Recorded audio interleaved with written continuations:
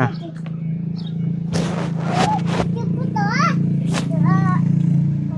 ใส่หมวกกันน็อกเราคันหัว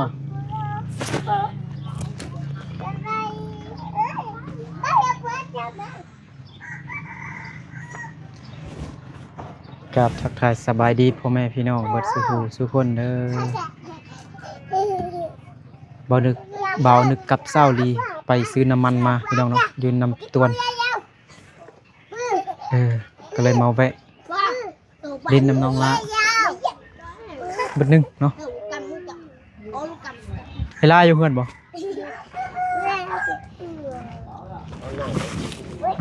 สบายดี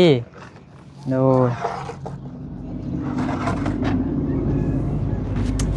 น้องลาไปส่วนมาเนอะบาเมื่อยพักผ่อนรถก่อนพี่น้องเนาะนัดนอนเลยพักผ่อนรถอยู่กับน้องลาก่อนตู้เย็นดังบ่บ่ดังแล้วเนาะเปลี่ยนปลั๊กเสียบมาแล้วบ่ดังแล้วแหละยินตังแล้วเป็นน้ำมันกระแสไฟมันบ่สม่ำเสมอใส่ปลั๊กเสียบไปบุรีดิไฟมันบ่พอมันบ่ห้องรับปลั๊กเสียบสีขาวน้อยๆหั่นนะเราต้องใส่ปลั๊กเสียบหูใหญ่ปลั๊กเสียบใหญ่ใส่ใหญ่แล้วก็มีทองทั้ง3ค่าทั้ง3หูก็เพราะว่าบ่เคยใส่จักเทื่อดิเนาะบ่เคยใส่จักเทื่อเรามันบ่เคยใส่ตู้เย็นเนาะเดี๋ยวได้กับเดี๋ยวได้มันว่าน้องล่าเห็นยังลายยัง น้องล่าอย่างนะ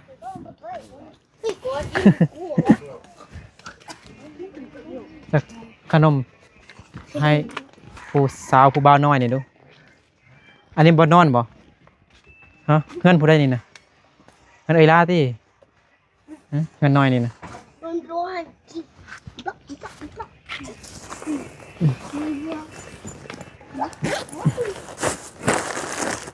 ผู้ใดอยากกินขนมยกมือขึ้นใครอยากกินขนมยกมือขึ้นเ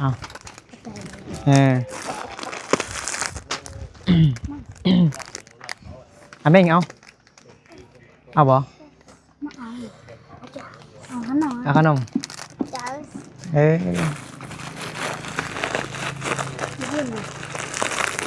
เอาพระเจ้าขอบใจมึงดูเป็นบ่ขอบใจเป็นบ่ขอบใจเป็นบ่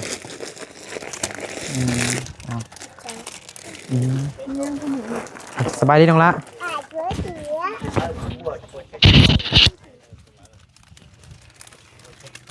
ไปส่วนมาคือว่าแต่งตัวงามใช่ไหมถ้าแต่งตัวนี่น่ะอาบน้ำเลยนำแต่งตัวเนาะอ้าวเอาไม่เท่าคือว่าตักแดดดีสิเอาโอ้ยบนห่มกับมีคือว่าตักแดดสินะมาอยู่ห่มไว้เจ็บหัวได้จักหน่อยกับไปห้องหม้ออีกได้พอได้เจ็บหัวมาแล้วบ่ไปพามาแล้วพอได้เจ็บคนนี้บ่น้องคนนี้ด้วยไม่เท่าน้องเป็นยังล้างเตะล้างนี่นกมันยังทังแก้บ่เขาต้องส่งน้องอันเกียร์เด้ไปให้บ่ยุคเงินฮะอยู่เงินนี่นะคือมิดแท้แต่ละเทื่อกินเป็น TikTok นะไปซื้อน้ำมันมาซื้อน้ำมันไปยงกับบ่ไปเก็บมักทั่วสำเนาะบ่ไปซ้ำเห็นเต้น TikTok อยู่เมื่อกี้นะไลฟ์สดไทยเครื่องตีน่ะเข้าใจได้ลูกค้าคือกันฮะโมโหคือกันว่าเป็นเรื่องไปจ้องขนมนี่ก็ยังอยู่ดิไปหาว่าขนมก็นะเอ้าคือว่าญาติขนมน้องขนาดได้หมดทุกคนเลย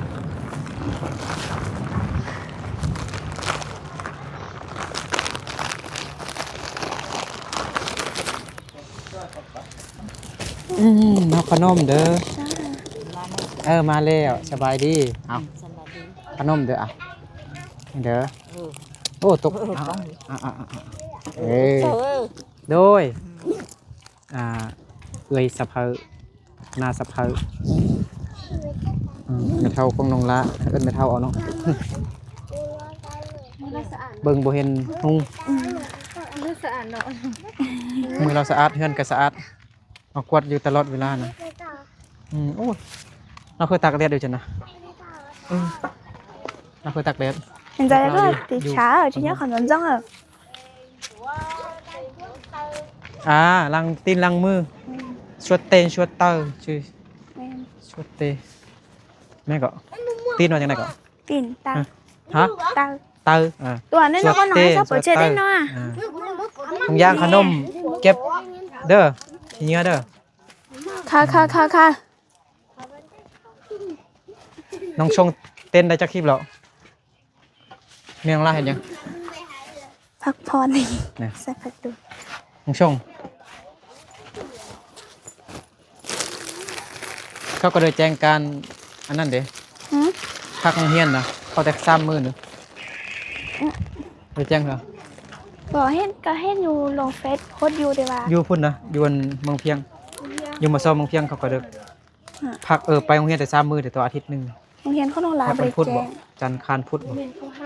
เข้าไป3 มื้อแล้ว2 มื้อ เพราะว่าบ่มีน้ำมัน จะหมอบเรียกบ้าน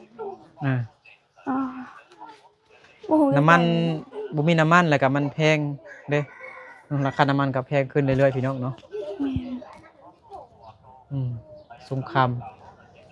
ยังบ่หยุดเถอะน้องแม่อยู่ไหนบ่ เรียนอยู่ไหน ตัวเย็นมิดแล้วเนาะ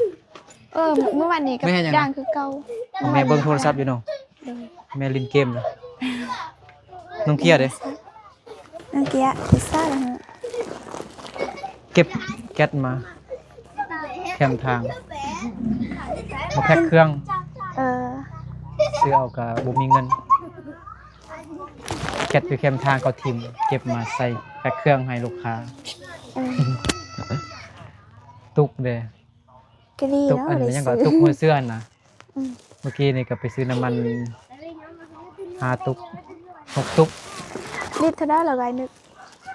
มืออันก้อนนี้ลิตร 37,000 ตอนนี้ลิตร 39,000 ลิตรถึง 39,000 จะฮอลลี50นาที ยังว่ามื้ออื่นนี่ก็ลิตร40แล้วเบิ่ง41 42แล้วเบิ่ง แพง ราคาขึ้นเรื่อยๆมื้อนึงมันขึ้นไป 1,000 กีบ 1,000 กีบก็คืออันมื้อก่อนนี้ใกล้เมื่อวานนี้37มันขึ้นมา 2,000 กีบแล้ว39แล้ว ดู นั่นบ่37เนาะต้องหาซื้ออีกพุ่นน่ะวันยังวะวันนี้วันเสาร์พฤหัสนั่นบ่วันพฤหัส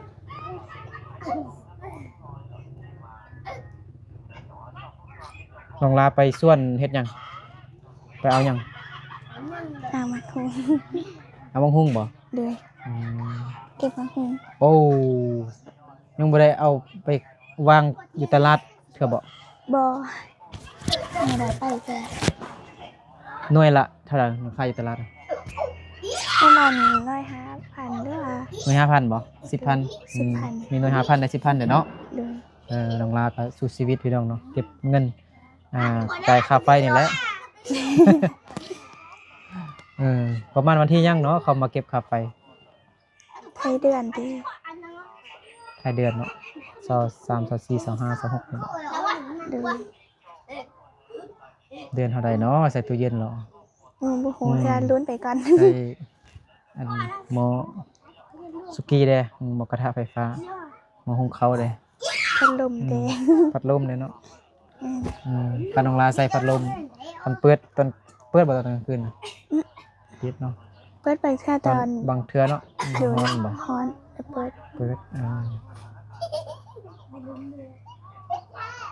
แล้วตอนกลางคืนบ่ฮ้อนบ่ มันขึ้นนะกับบริหารปันได้กับพอนอนใดด้วย คุณฮ้อนแฮงบางทีก็เปิดหมดคืน ดู บ่กลางมุ้ง ต้องมึงเราเปิดให้มันพัดเดือ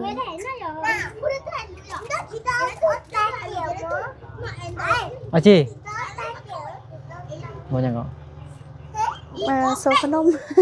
ได้ขนมลายอยู่นึงโอ้เอาของไปเท่าได้นั่นเอาของไปโซนเด้ แมนอยู่เอาเด้อขนม ปะดีเด้บ่แม่นแม่นบ่ปะดีบ่แม่นผู้ใดก็ของเกียร์เด้แม่นของเกียร์เด้เงินบ่ อยู่เฮือนดิจ้องเก็บไปเจออยู่ในเฮือนสิดิบ่ได้เป็นเมื่อวานนี้เด็กหน่อยว่าสิไปเก็บมาทัวร์แต่ว่าเพิ่นว่าเด็กหน่อยเราบ่เอาเลยก็เลยบ่ได้ไป นะ แม่นเขาว่าจะพาถ้าเขาไปรถเขากับจะสิบ่เป็นหยังดีสิไปรถยางนำเข้านะแต่เขาว่าบ่ได้ถ้าพาเด็กหน่อยไปจะถือคนจีนได้นะเขาว่าเมื่อวานนี้เกี่ยมเด็กหน่อยเกี้ยจ้งแล้วก็อัปป้ง ไปจ้งว่าสิไปแหละเขาเกี่ยมเครื่องบ่เลยโทรหาโชเฟอร์รถแล้วว่าโอ้ท่านเป็นเด็กหน่อยนี่บ่พาไปเด้อพาไปก็คนจีนด่าว่าเฮ็ดบ่เป็น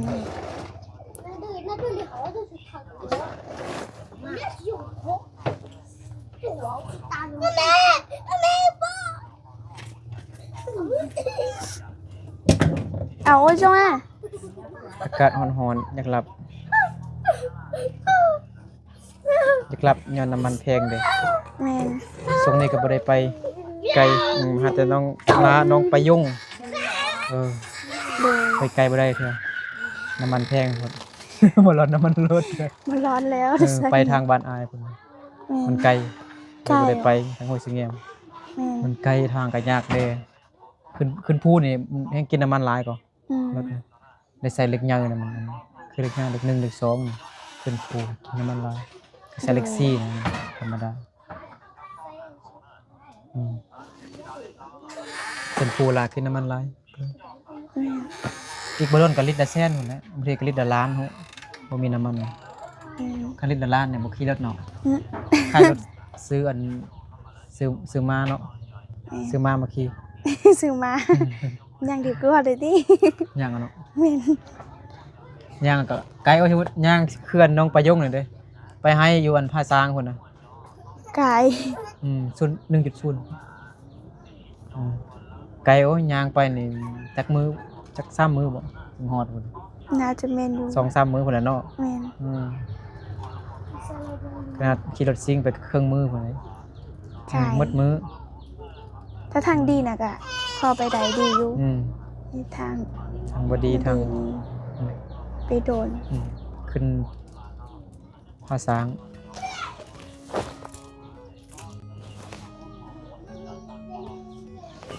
อากาศร้อนบ่นึกหาวนอนตลอด น้องไปกับไผก็ไปสวนเมื่อกี้ ไปนำแม่คำน้อยแล้วก็ อ๋อ แม่ไป3คน มาหุ้งหลายบ่ มาฮู้น่ะก็มีเท่าที่เก็บยังมีตัวดิบได้แต่ว่าบ่เอาไอ้ตัวซุ่มมาเอามาค่าย ขายเก็บเงินจ่ายค่าไฟนั่น เลย สิเข้าเด้เข้านี่หมดแล้วนี่ยังจักเป่าข้าวเปลือก เขาเป็นอย่างซ่องเปล่า ต้องเป่าจงไว้พูกบ่แนวบ่หรือจังได๋หรือว่ากิน กินสิติ กินเนาะบ่ได้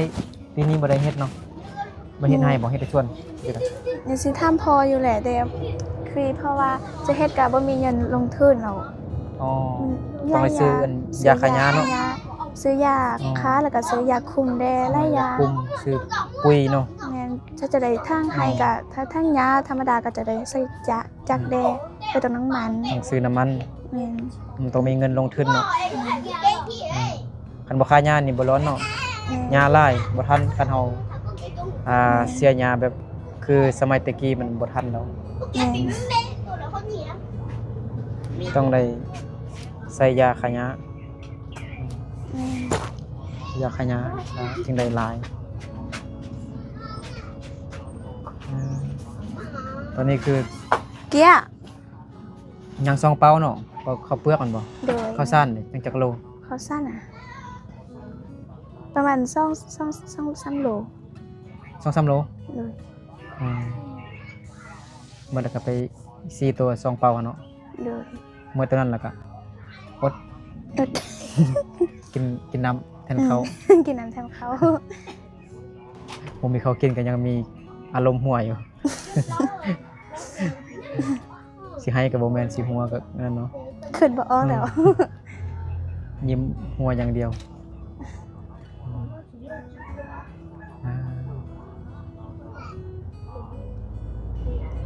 คันน้องลาบอกเขาเฮียนนี่อายุ18-19 ปีนี่ไปหาเงินอยู่ไทยได้อยู่เนาะ แม่น ได้แน่นอน ได้อยู่ ผู้งามคือน้องลานี่อยู่ใส่เขาก็ฮับเฮ็ดเวียกนำเป็นแม่บ้านนี่ เงินเดือนบ่ต่ำกว่า 7-8 ล้านต่อเดือนต่ำสุดก็10,000 บาท 10,000ก็6 ล้าน 7 ล้าน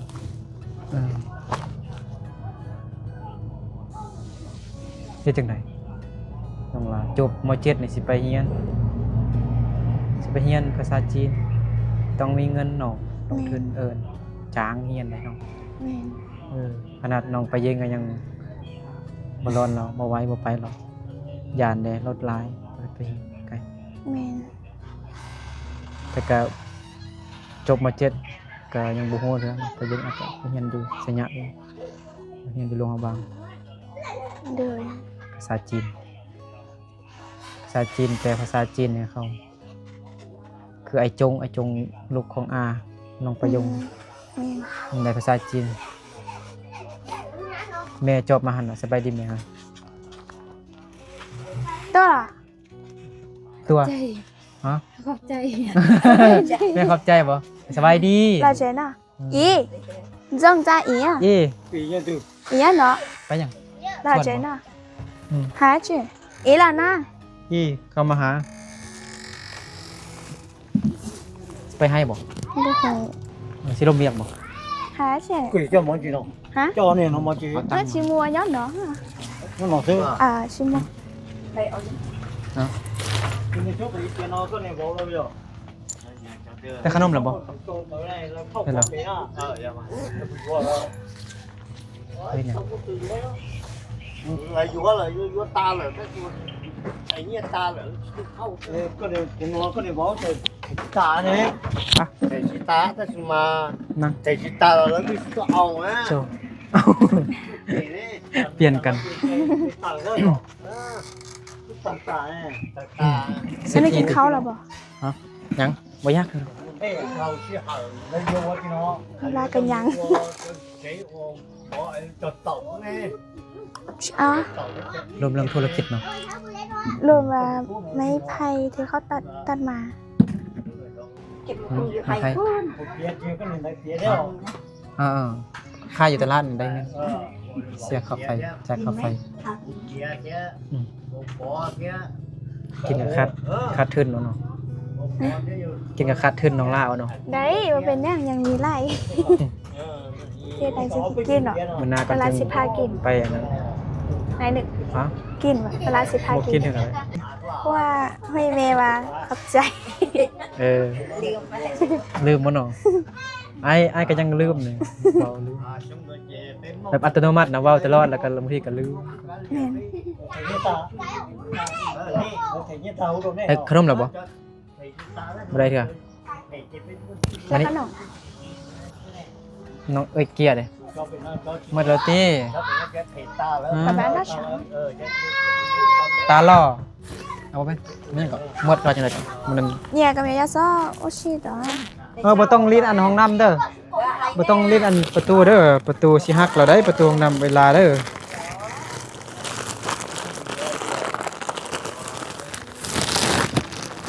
เอา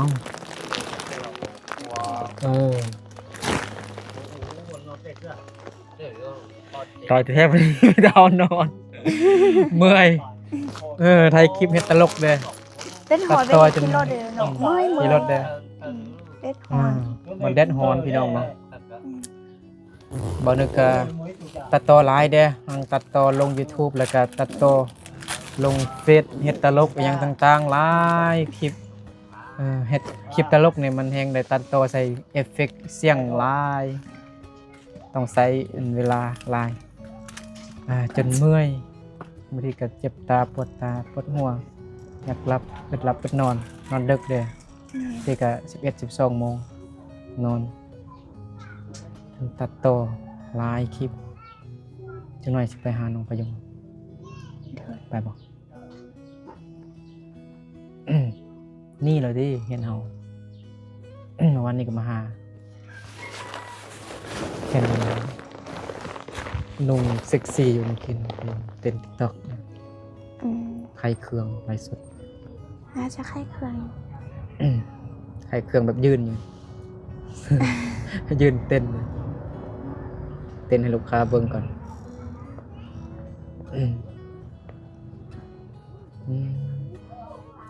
อายอันน้องนี่ไปใช่หรออายผู้ที่เว้าบ่ได้นะ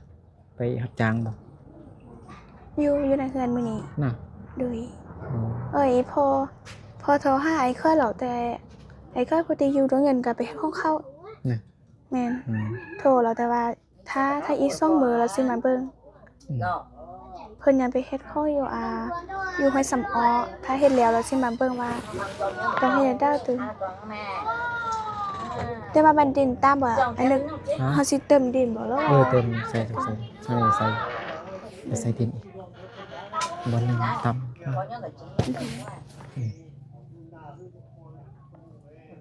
ถ้าไอ้เคยมาเบิ่งก่อนว่า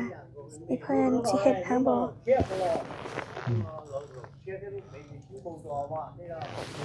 เอามาเคียงให้น้องสบายดีสวัสดีเด้อ สบายดี เอามันมืดแล้วหลังนี้มันมีแสงไปแต่ฮอดน้ำตัวบ่ได้ไปไสยะซื้อน้ำมันอยู่ปั๊มมันหลัก18น่ะนะที่บ่อนอนุสิตน่ะ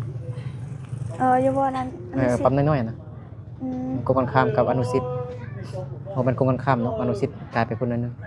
เด้อ ไปทางนี้อีกดิด น้ำมันยังว่าอยู่ 39,000 ที่ กิโล บ่นั้น กระส่วนหมดอยู่แต่แอดสั่ง เด้อ ก็เลยแวะซื้ออันมะเขียง ช่วงนี้รถยางนี่วิวๆไปตลอด ช่วงนี้นะมีหัวยางบ่ แล้วจะเรากัน เอาเสื้อพกเอาหัวยาง ยาง อืม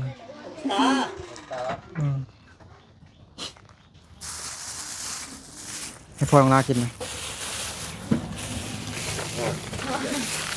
เจ้าบ่ได้จะขอ กินลิ้น นี่สุกค้าหรอ อีแปลว่าพ่อเนียแปลว่าแม่โนแปลว่ากินอีเนียโน เอาอีนู่นนะ น้อย น่า เอา ชัวโดนจองให้อ่ะ นั่ง ทำแล้วอีกแล้ว กินส้มตัวนี้จริงบ่ล่ะ เดี๋ยว จ้า ยัง เอาเรื่องนี้แบบ นี่ต่าง đi là nó Đừng mua à? ๆตื้อมัวอ่ะดี ดีดี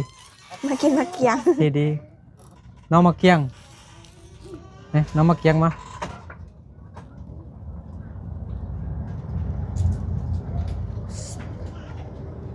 ส่วนน้องลาเดเอาจักตัดหรือว่าทางเมื่อนั้นน้องว่าไปอันทางส่วน ทางส่วนกล้ ส่ ว วย นเฮาบ่ส่วนกล้วยนี่ โดยส่วนเฮา แล้วเหรอ ยัง ยังอยู่ โดย à phấn à โอ้ยปลาอ้ำน้อยแล้วอืม ชื่อนักเจียง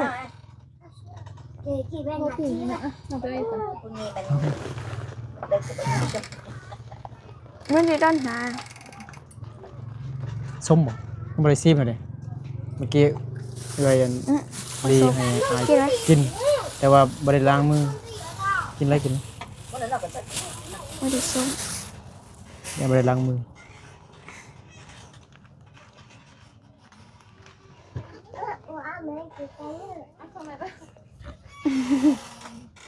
อืมนี่เอาให้ผู้บ่าวน้อยแกส่งกัน ใช่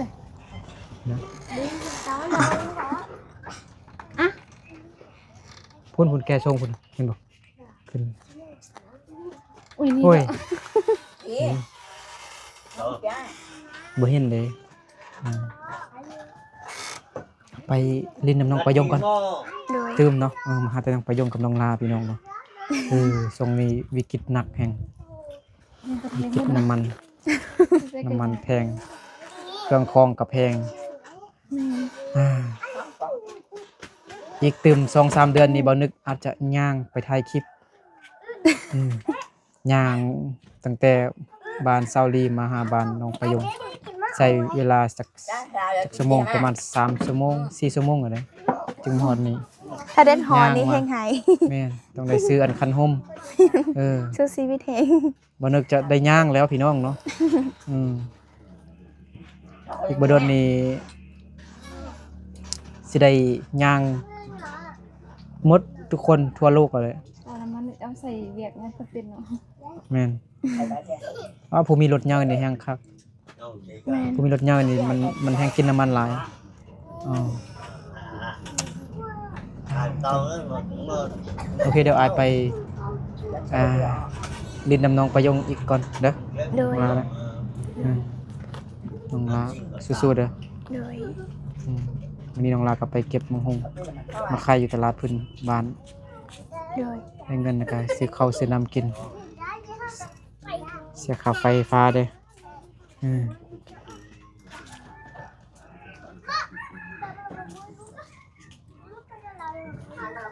น้องละ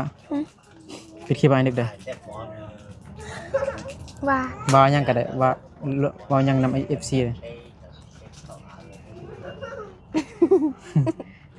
สิปิดคลิปแล้วพี่น้องเนาะอยู่ดีไม่แห้งบ่สิปูทุกคนเดี๋ยวน้องลาบ่นึกอำลาพาจากพ่อแม่พี่น้องบ่สิปูทุกคนไปก่อนเนาะ แม่น เจอกันในคลิปต่อไปเนาะคลิปหน้านี่สิย่างมาหาน้อง ละกับน้องประยุงเนาะคลิปนี้ก็ยังมีน้ำมันอยู่ โอเคบ๊ายบาย บาย